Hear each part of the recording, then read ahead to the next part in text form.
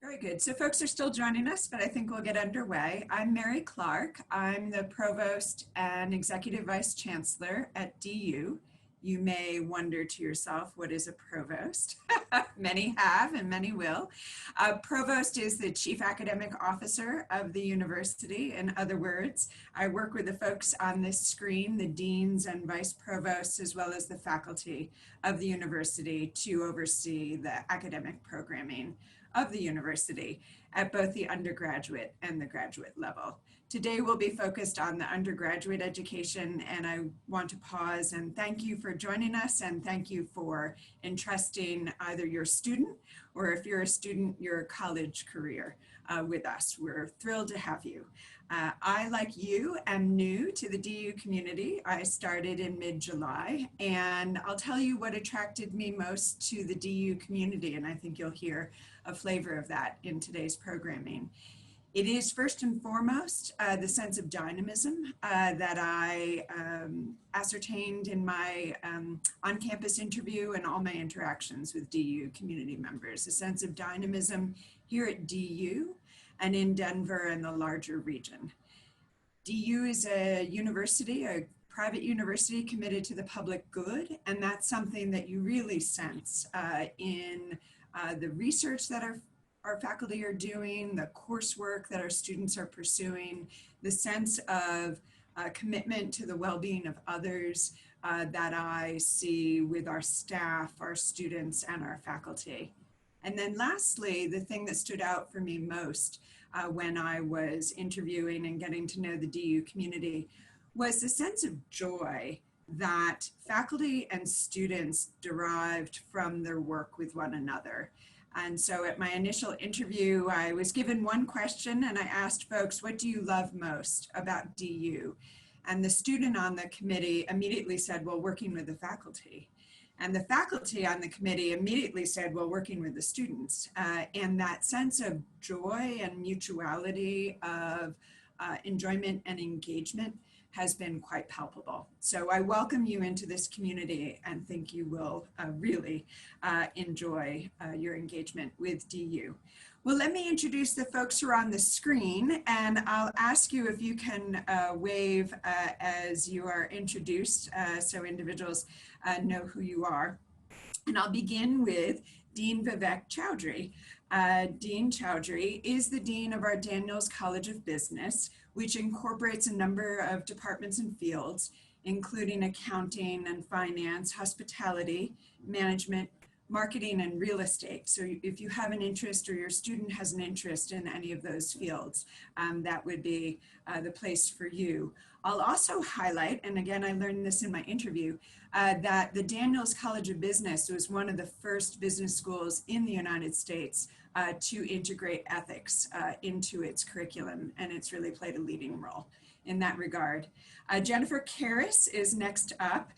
Jennifer Karras is Vice Provost for Academic Affairs, which oversees both undergrad and graduate education. And again, today we'll be focused on the undergraduate. She is also a teaching associate professor of sociology and criminology. So we're very pleased to have her with us.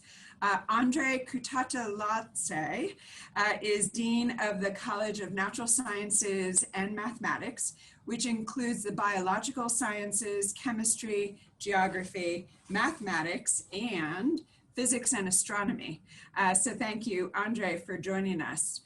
Andre is a distinguished scholar and indeed has been recognized with DU's highest academic distinction. So very pleased to have him with us. Fritz Mayer is Dean of the Joseph Corbell School of International Studies, which offers programs not only in international studies, but also in public policy. Fritz and I were just talking yesterday about some of the major themes that the Corbell School is engaged with this year and really for the long term related to democracy and social equality or inequality, economic access, and other issues of security and sustainability. So if those issues attract you, then the Corbell School is the place for you.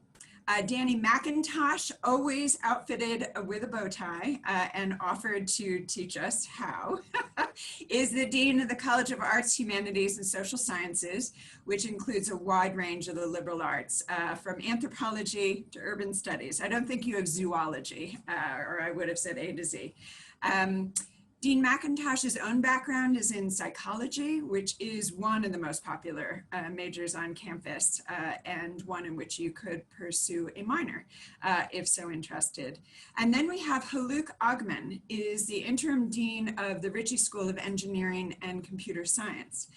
Dean Agman's scholarship is in electrical engineering, but as you heard from the title of the school, they have electrical engineering as well as computer science. You can major in game development if that's your thing, so you can develop the next generation of Minecraft and engage my sons along with other folks. I was going to say adolescents, but I think Minecraft attracts beyond that age group. So thank you all for joining us today. And Danny, I'm going to kick it off with you. There have been lots of questions in the press, whether it's specific to higher ed or the more general press, about the value of college education broadly, and then more specifically about the value of a liberal arts education. And I'd love for you to share with us some of your thoughts on that. I'd be happy to do that, and I'll answer the first question is really very easy. And if you looked at this month's issue of Inc. magazine, you saw an article that produced data from yet another source, the Mellon Foundation this time, talking about how while starting salaries in science, engineering, and the pre-professionals are higher, or there's more earning out of the gate, that those advantages decrease over time. And in fact, there's an advantage to flexibility from more broadly educated individuals. Really critical. The article also talked about how data from the Harvard's Equality of Opportunity Project indicated that these advantages to a broad liberal arts degree are accrue regardless of the background of the individuals. But that's just sort of the small answer about, is there an advantage, is there a benefit, is there benefit at all to a liberal arts degree? And the data repeatedly says there's great benefit to that. But at DU, the answer is a little bit broader and better than that. And that is, what about breadth of education? And I'd say at DU, we provide the Goldilocks answer. We provide the just right experience of small, intimate courses combined with a breadth of opportunity across liberal arts and professional colleges. So I'll say the punchline of what I'm going to say is, regardless of what you're majoring in, regardless if you're a historian or a software engineer or a biologist or an international studies major or an accountant, at DU, you can and should be taking classes in all the colleges represented here. Because all the evidence shows that it's that breadth of opportunity, the breadth of skills you get from taking classes across all of these colleges, that will make the difference in the long run. My college itself, as Mary indicated, is large. We have about 2,000 majors, about 250 faculty members. And what we focus on in arts, humanities, and social sciences is in understanding people, understanding what they create, understanding what they believe, what they think, how they behave, what they've done. And we learn how to think about people and how to work with people. So I would say the liberal arts are only worth taking if you're a person, or if you might be working with people or interacting with people later on. If you or your student falls into that category, then taking some classes in the liberal arts, in the College of Arts, Humanities, and Social Sciences is going to be an advantage. Some examples I want to share. People wonder about what can you do in the long run with a liberal arts education. Be a provost. You could be a provost, for example. I'll point out that Andrew Fauci was a classics major. The Mike Millay, chairman of the Joint Chiefs of Staff, was a political science major. DU alumna and Secretary of State Condoleezza Rice, another political science major here. But sometimes you actually end up with a job in your field. So DU alum Chris Broderick was a classical guitarist major in Lamont. And of course, he became the lead guitarist for Megadeth in his career. So you can see how whatever you learn, there's lots of different directions you can go with that. The underlying point I want to make is that at DU, you can take history from historians if you're a computer science engineer. You can take marketing from a marketing professional if you're a history major. So regardless of what it is you want to do, you have the opportunity to be in classes with people with different interests. You have the opportunity to take classes from experts in a wide variety of areas. And whether you're in psychology or communications or history or philosophy, you're going to be taking classes across different areas. And regardless of which college you're majoring in, you will be taking classes, or your student will be taking classes in the College of Arts, Humanities, and Social Sciences. That's because the faculty at the university across colleges know that those fundamental skills, that fundamental insight you get about people by taking broad common curriculum across a variety of areas is what's going to prepare you for the future. Most of us in 2020 are aware that predicting the future is a risky game. Most of us are aware that we don't know what's going to happen, even more so this year and the years to come. What you can get at DU by taking classes from all the colleges here is to have the skills and the thinking and the toolkit to be able to address whatever happens and be a leader in whatever happens. So some of the last advice I would give, to make sure that my colleagues also have a chance to say something, is that make sure to get advising early. Talk with your professors. Keep talking with your professors. You may have taken history in high school and not liked it. Take history here and find out what it really is like. You may have taken biology in high school and not liked it. Take biology here, because you'll find out that it really is much more fascinating than you would have imagined. That's not because you went to a bad high school. It's because the hands-on, apprenticeship, discovery orientation of our classes is going to lead you to open up new ideas. So parents, if your student changes majors once, twice, 3 times, they're typical. And that's just fine. Encourage them in that exploration, because we want to guide them in that. When my youngest son, many of you probably with me, shared with your children something along the lines of, if all your friends jumped off a cliff, would you jump off a cliff too? I did that, of course. And then when my son went away to college, he texted me a picture of him and his friends literally jumping off a cliff into a river. And he knew that I would worry about this. So he also texted me, don't worry, Dad, it was my idea. So it certainly feels like there's going to be risk taking, and there is, and it's what you want. This year, that may feel like there's more risk taking. We're doing everything we can to keep this a safe environment, intellectually, socially, and physically, so that exploration can happen across all these areas throughout the time your students are here at the University of Denver. This is an amazing 4 years. It's going to be even more amazing the next 4 years. And we're happy to have you and your students as part of the DU community, because not only are we hoping to change you, but we know and look forward to how you're going to be changing us. Welcome to DU. I'm looking forward to seeing you virtually and on campus in the months to come. Very good. Thank you, Danny. Thank you. Andre, you are yourself so engaged in research that I'm going to put this question to you. What sort of undergraduate research opportunities are there, and how might students learn about them? Thank you, Mary. Well, hello, everybody. I'm Andre Kutatiladze, Dean of the College of Natural Sciences and Mathematics. Welcome, parents. We've been preparing all summer for your students to arrive, and we will continue working in the next 3 weeks to make sure that everyone has safe learning environment on campus. So your student will be joining a vibrant academic community at the University of Denver, and we will challenge them intellectually and help them grow professionally and personally, more so in this extraordinary times. At the College of Natural Sciences and Mathematics, NISM for short, we have more than 1,000 of undergraduate, graduate majors, science majors. As Provost Clark mentioned, the college has 5 academic departments. Biological sciences, biology, as some of you may know, is one of the largest majors on campus. Chemistry and biochemistry, geography and the environment, mathematics and physics and astronomy. So Mary is asking me to sort of focus more on undergraduate research, which I'm happy to do. Our faculty are wonderful teachers, researchers, and practitioners. Many of them have competitive research grants, which support their research and scholarship.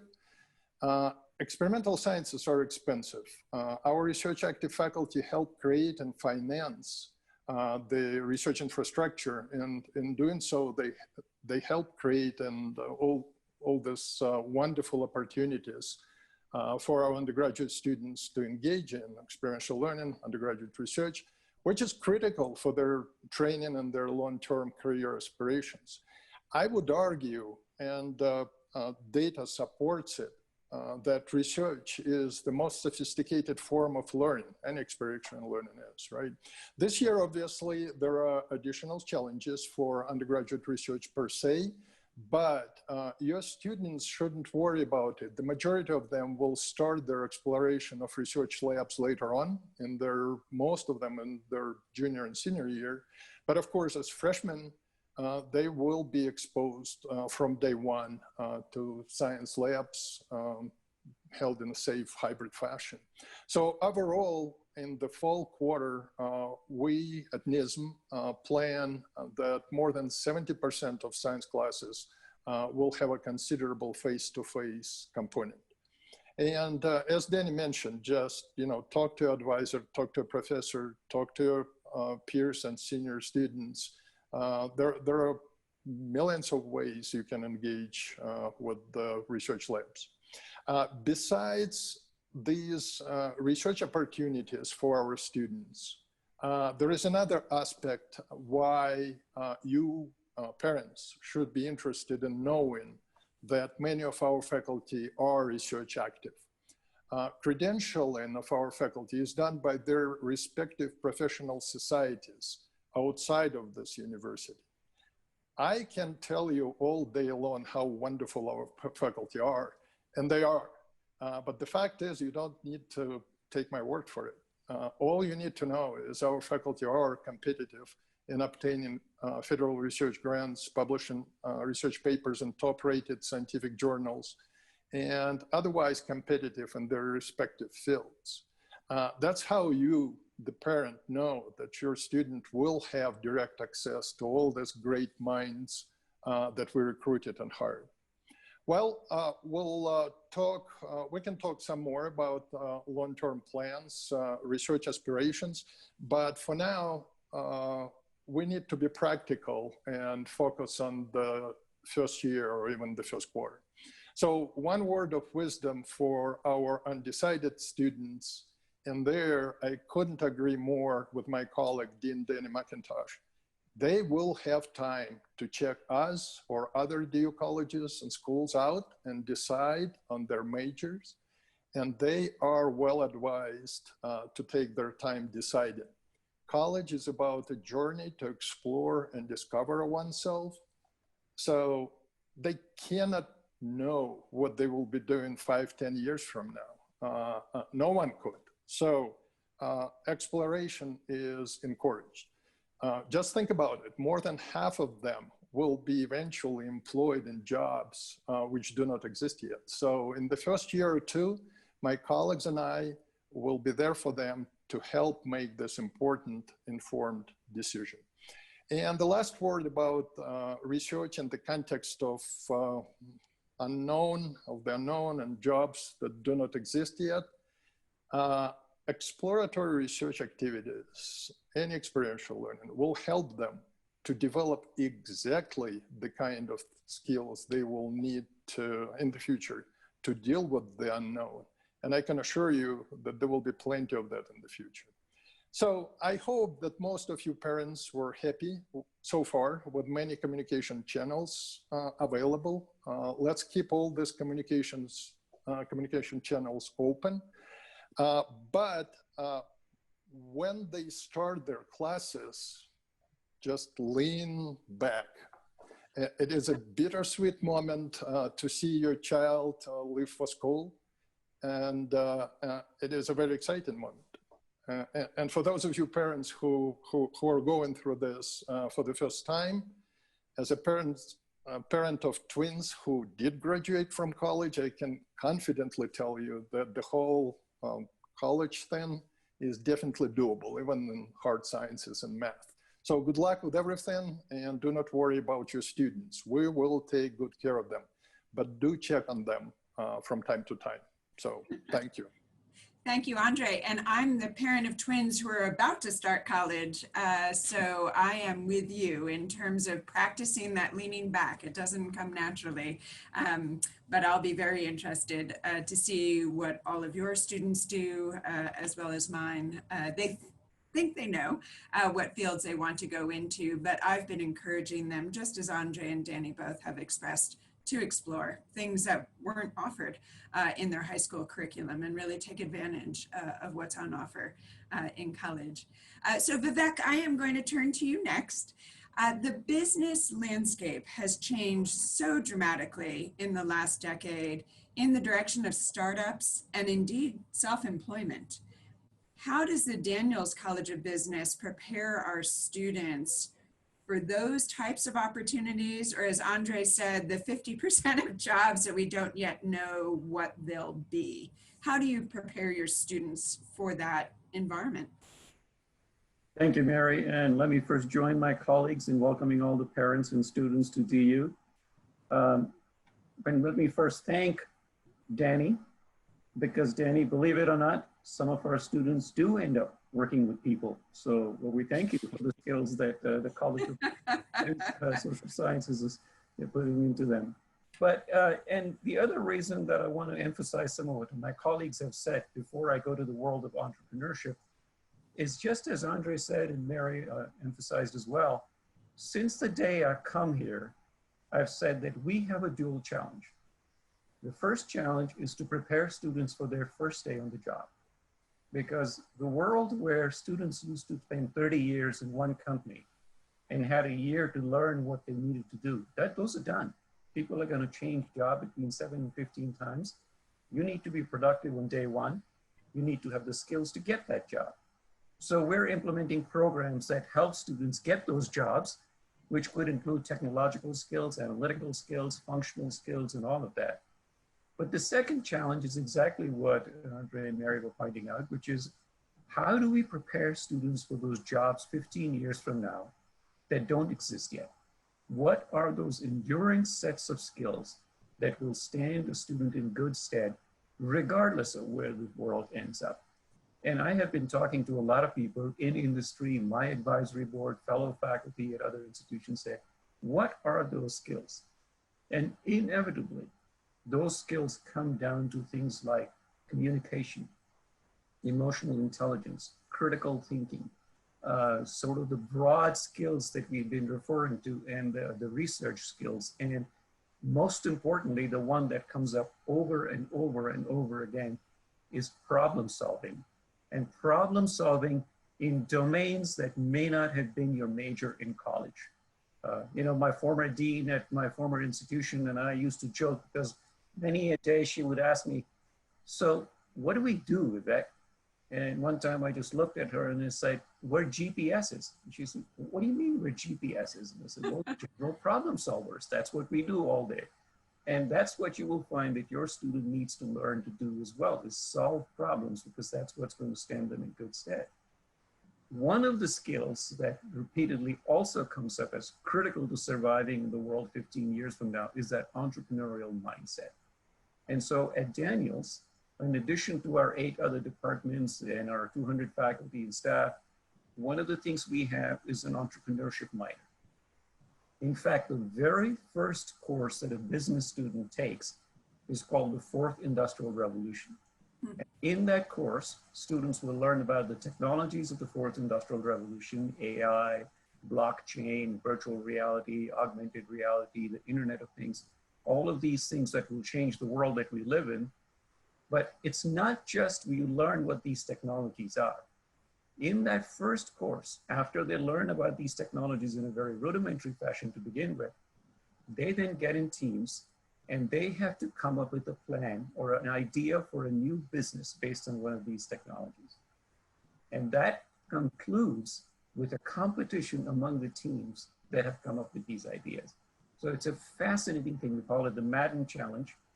And in the days when we did this in person, last year we did this virtually, We could go to Marcus Commons of the Daniels College of Business, and you would have 32 teams displaying their ideas of how they're going to use technologies of the fourth industrial revolution to create a new business.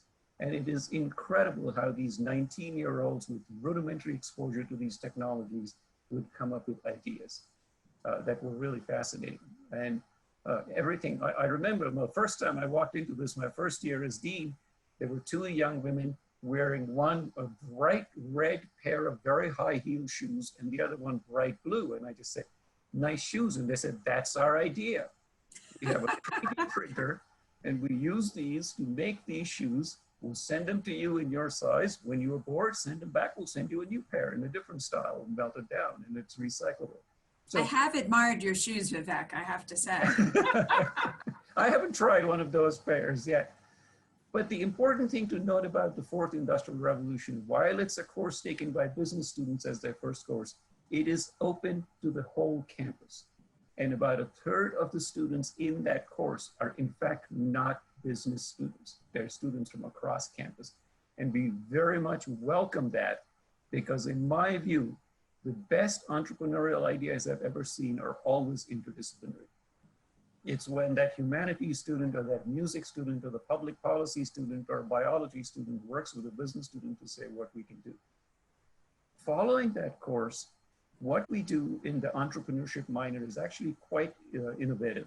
Instead of telling students, here are 3 additional courses of 4 credits each that you take, we offer a series of what we call grinds. And a grind is basically 1 day, 1 credit, 1 topic. So the grind might be, how do you make the perfect pitch to a venture capitalist? How do you protect your intellectual property? How do you form a team? How do you raise funds? How do you use a 3D printer? What we offer are about 30 of these grinds, and we tell students, for your entrepreneurship minor, take any 12 that are relevant to your business idea. And those are 12 credits that make up the next 3 courses that you take.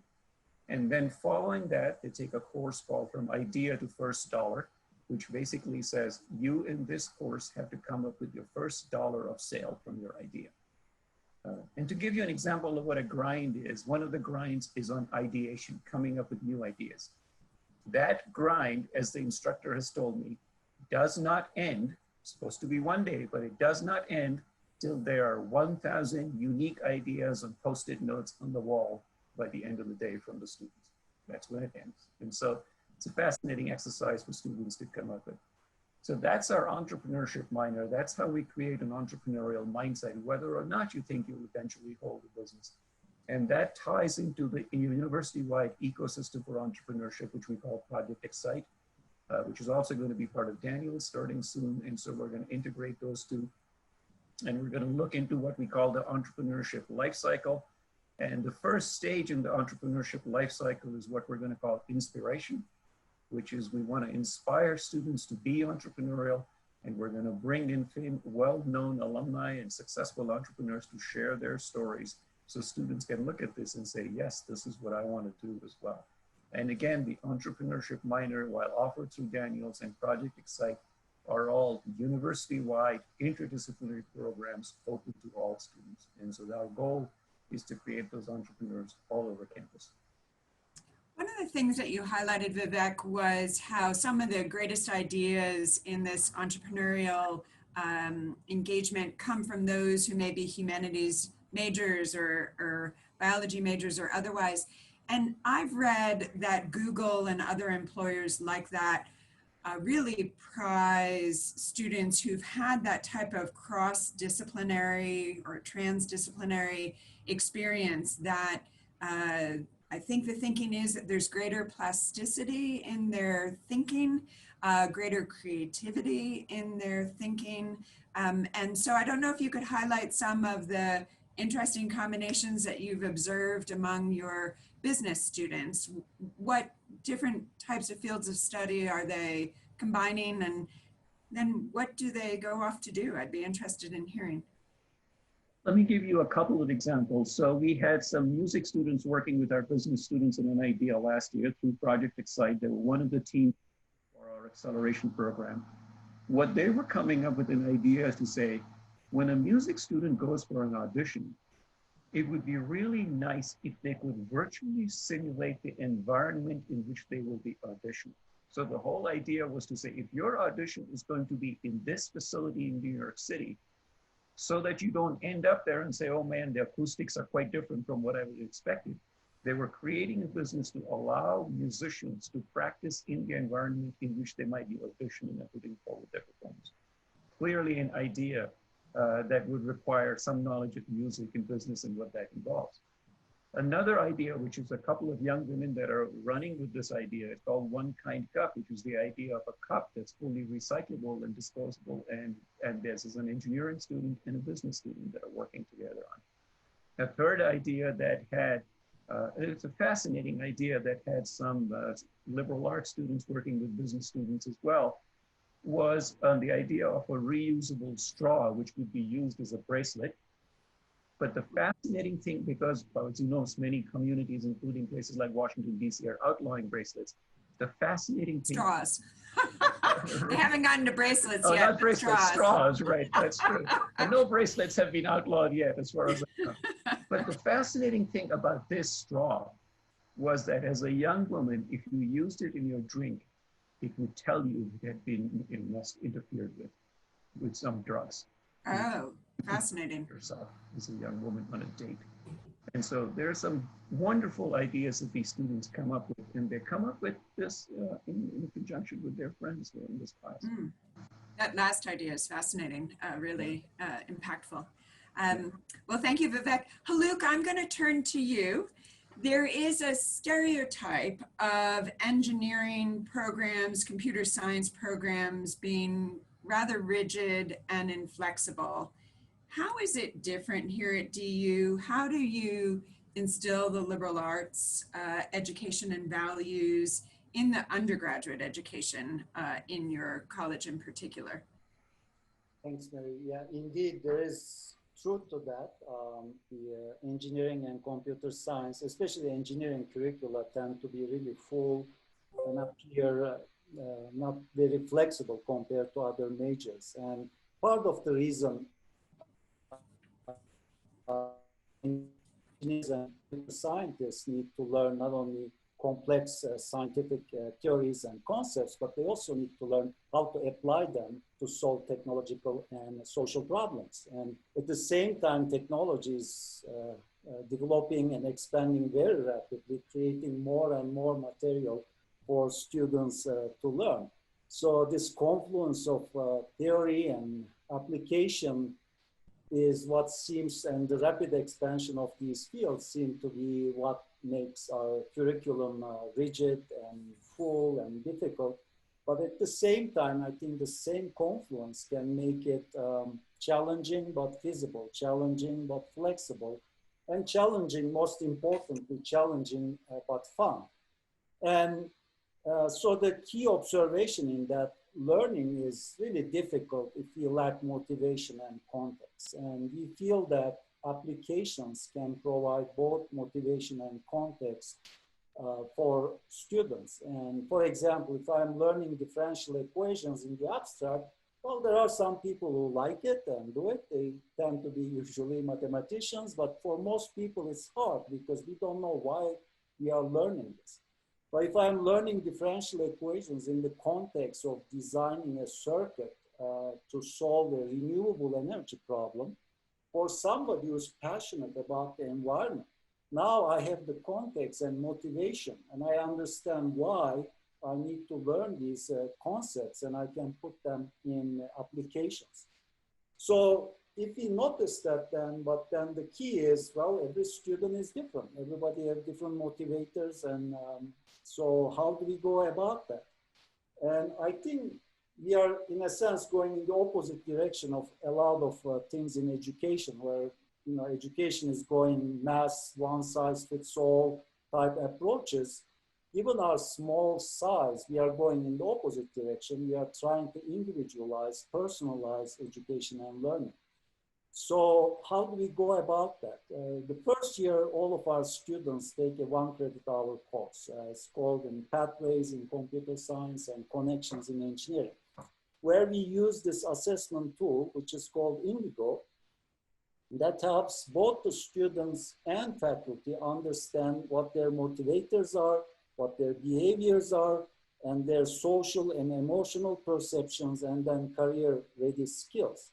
So that leads to, at the very early stage, that leads to a self-discovery for our students, understanding what their motivators and behaviors are. At the same time, it helps them understand others.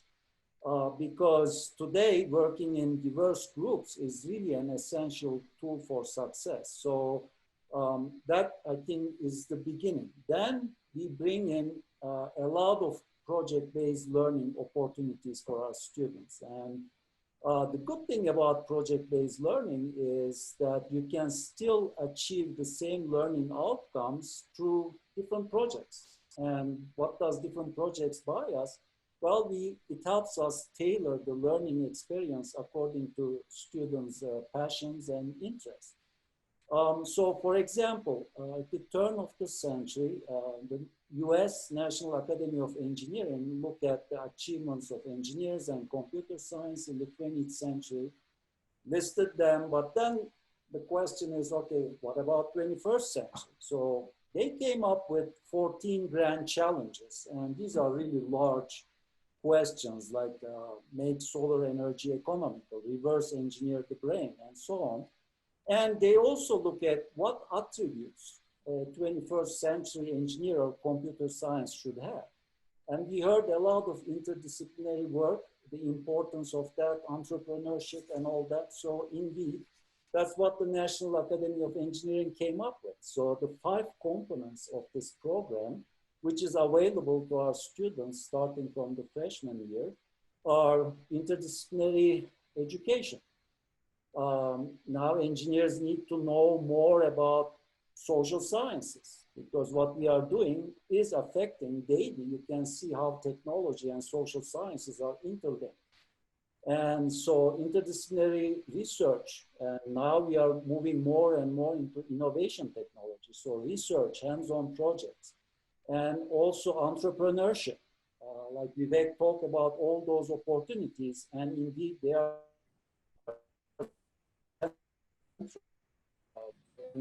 also a collaboration among different schools. And also they need to understand, this was very clear, that the engineers and computer scientists need to understand better the social and global dimensions of their work. And so again, I just echo this big theme here, the importance of multidisciplinary, interdisciplinary learning and training. So this program we expose our students to this program, and they can pick any of the 14 grand challenges. Then we will match them with a mentor, and the mentor will help them tailor their curriculum according to their passion. So if somebody wants to do, say, research in certain area, the mentor can be expert. But for example, I had some students come to me, they said, okay, we want to do reverse engineering the brain. And I said, fine, then these are the courses, the additional multidisciplinary training you need if you need to do that.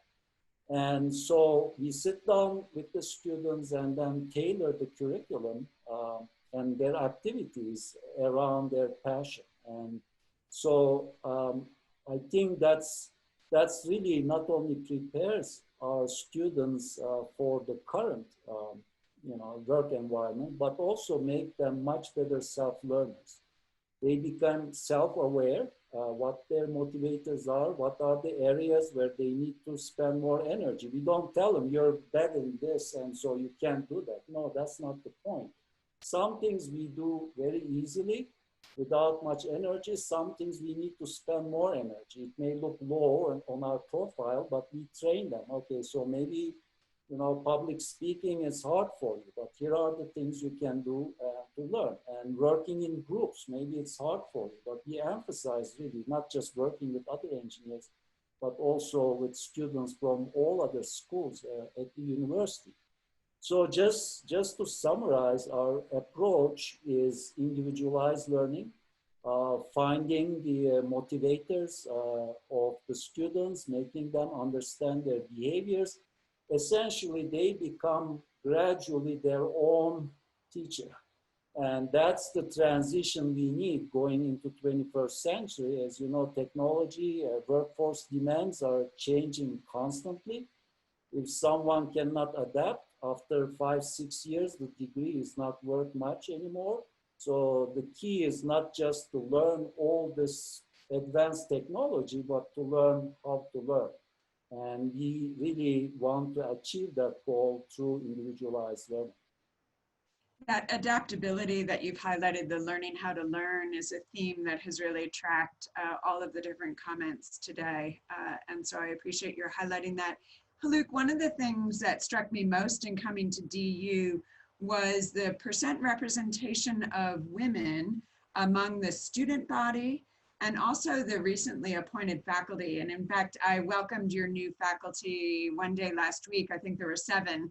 And about 5 of them were women. I was very impressed with that. And you yourself have been strongly committed to diversity, equity, and inclusion values in the engineering school, in the engineering curriculum. I wonder if you might just highlight a bit of what you've done or you've seen over the last several years.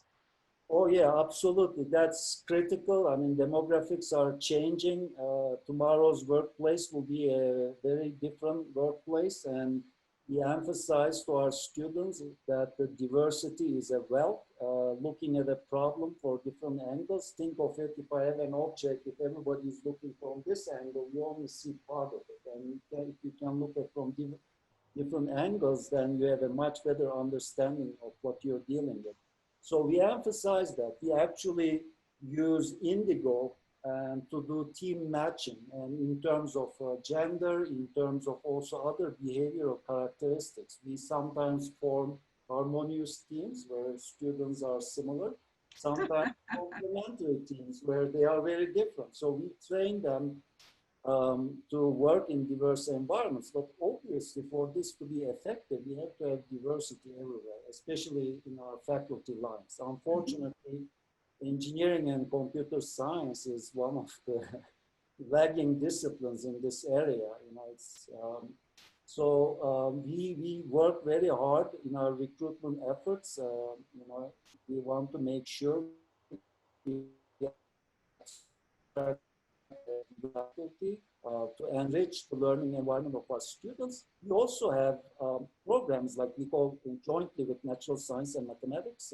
STEM, equity in STEM, where we put students in cohorts, we bring in diverse faculty, and I think, you know, the power of diversity is really there, but it's hard in our discipline, and we are working very hard to make everything diverse, equitable, and inclusive.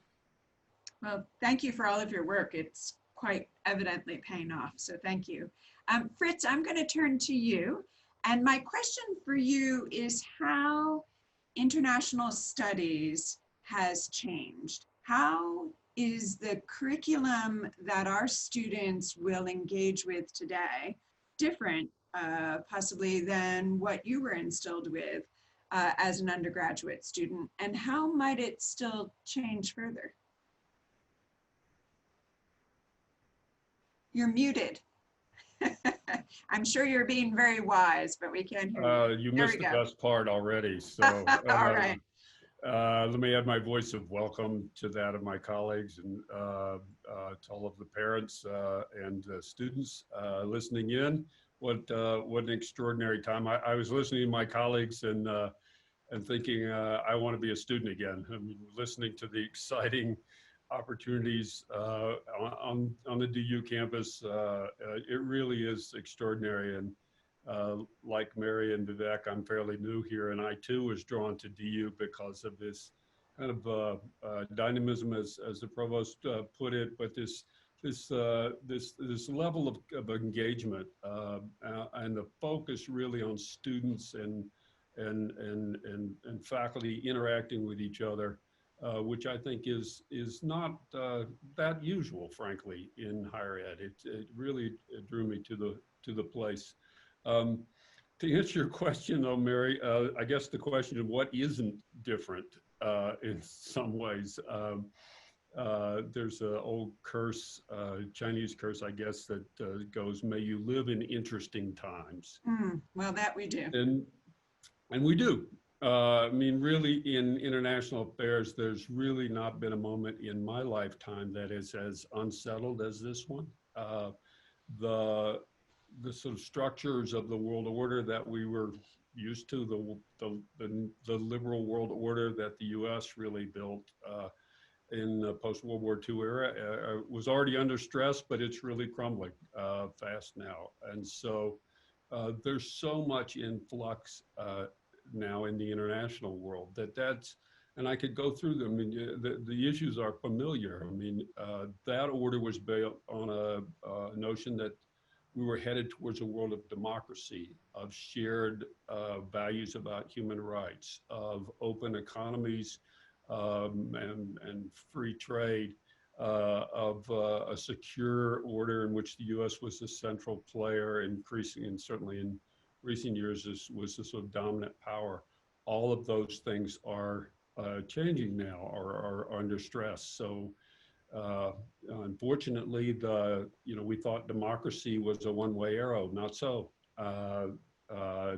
Really, over the last decade, we've seen a decline in freedom and democracy around the world, and it doesn't take much to just casually look around the world and see the rise of authoritarian figures in many places around the world. Human rights, we were sure that we were headed in the direction of greater attention to minority rights, to women's rights, to the whole litany of human rights. There was something kind of universal about this, but those things are certainly under threat. And I could point to many places, the plight of the Uyghurs in China, et cetera, et cetera. And the global economy. There was enormous confidence. I was part of this. I worked in Washington for U.S. Senator Bill Bradley, and I had a fairly significant hand in making the NAFTA happen. I helped to orchestrate the passage of that. And we were enormously confident that the sort of trend towards free trade was the path forward, and that it would have enormous benefits. And it did in many ways. It certainly created enormous wealth and helped to lift quite a lot of people out of poverty. But the promise of the open economy, of free trade, is really not borne out entirely. And what we see is enormous inequality and incredible questioning of all of those premises in the world. And I would add just one more issue, which was not so much on the horizon a decade ago. It was beginning to be, certainly not when I was being trained, which is climate change and the global environment, which is if you have a long enough time horizon, it's an existential threat and very worrisome. Both the likely what is happening and what we now understand about the possible impacts, but also the frustration of the inability of the international system to respond to this and to solve it. Well, there's a gloomy set of issues, but it is an interesting time, and I can't imagine. I don't think there's ever been a more interesting time to start, to be a starting student, a first-year student interested in these issues. They are going to be with us for a lifetime.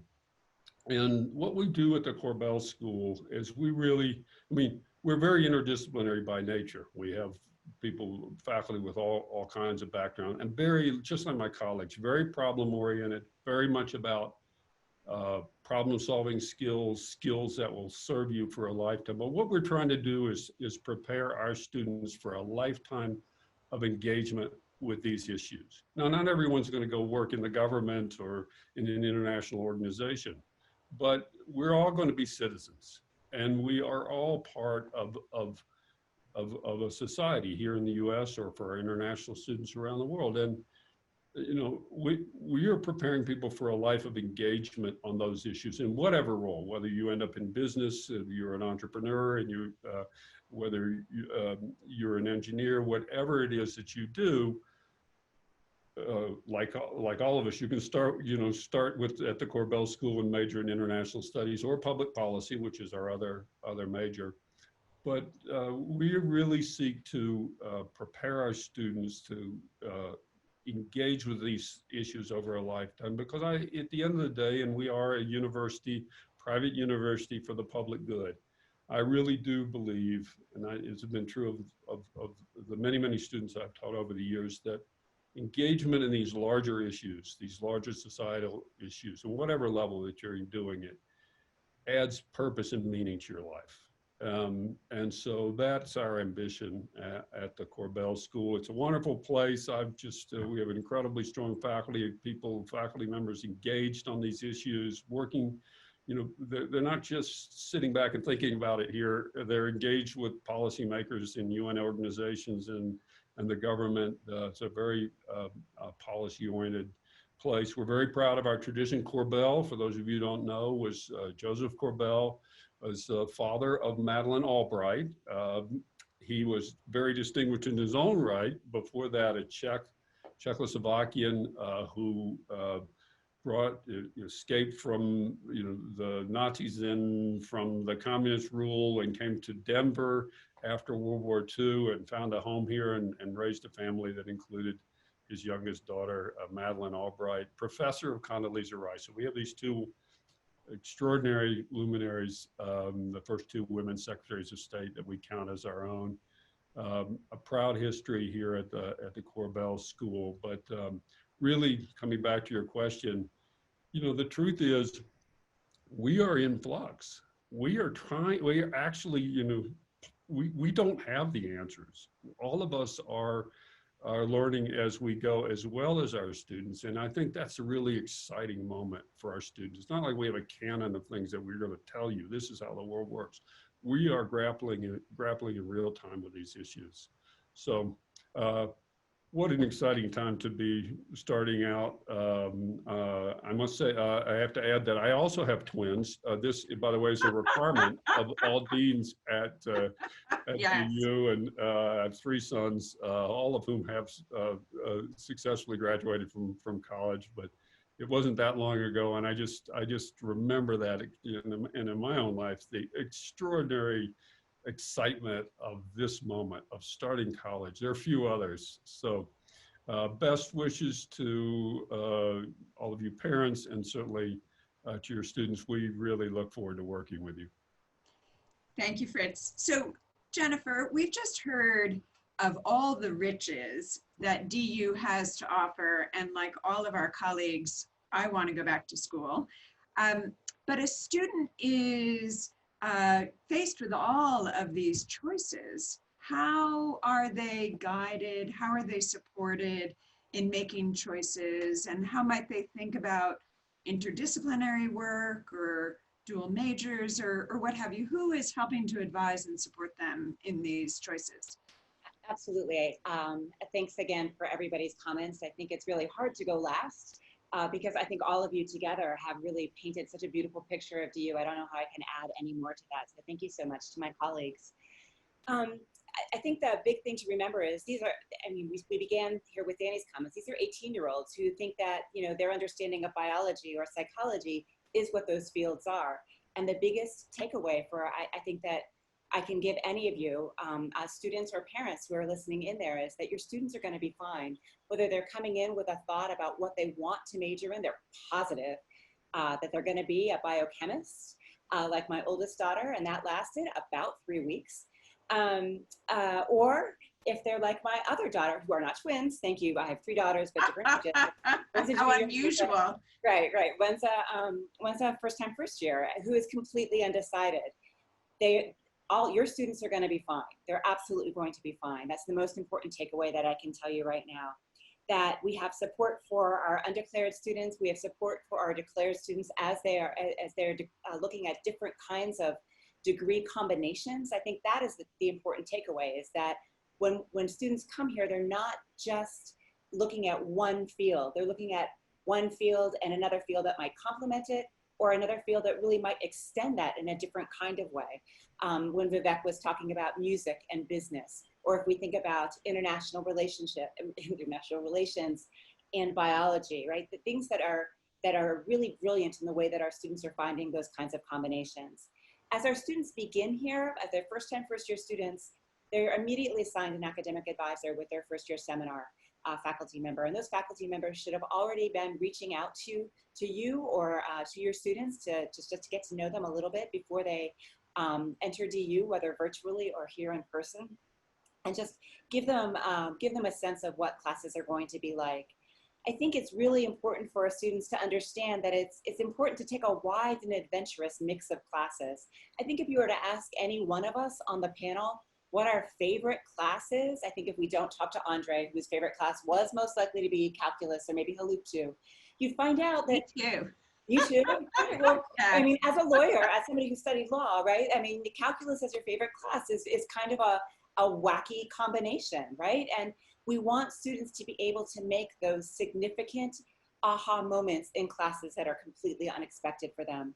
Because what we want them to do, if they only leave college, if they only leave DU having mastered a set of facts from a set of courses, we haven't done their job, right? We push our students to learn how to drive their own intellectual and creative development so that the value of their education remains active. It doesn't have a short shelf life, right? So things that we studied in college may no longer exist right now, but we want to engage our students now with those skills, those adaptability skills that we've talked about.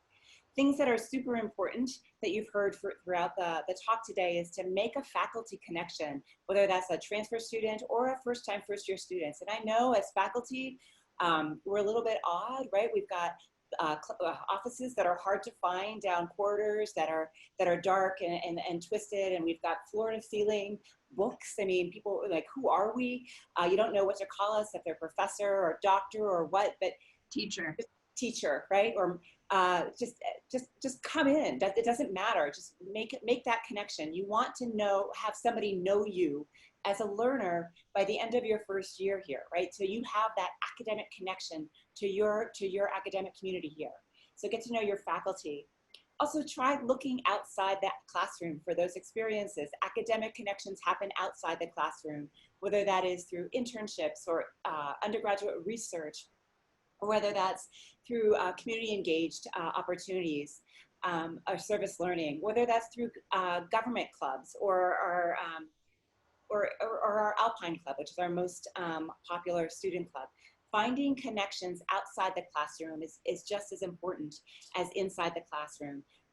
We know that our happiest students are the ones who make the multiple connections to campus.